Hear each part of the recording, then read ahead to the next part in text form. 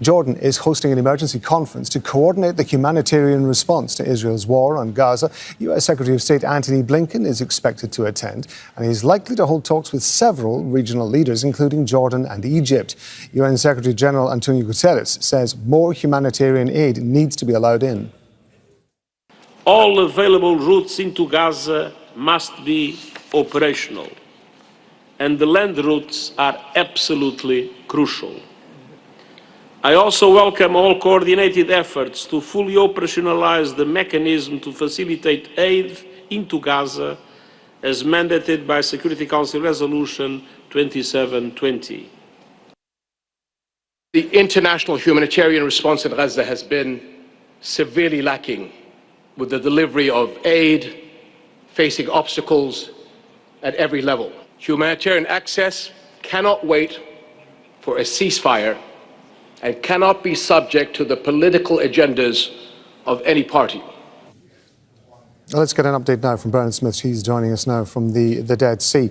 A lot of very strong public statements being made. Talk to us about what might be going on behind the scenes that might actually facilitate what the politicians are talking about. Well, Rob, yeah, they've all been talking about the need, particularly for Israel, to allow access through the land corridors into Gaza. That is the biggest obstacle to humanitarian aid getting in. And another major obstacle, of course, is the lack of a ceasefire. Antony Blinken is here, the US Secretary of State. He's already been had some meetings. He's met the Palestinian President Mahmoud Abbas and is due to speak here publicly very shortly.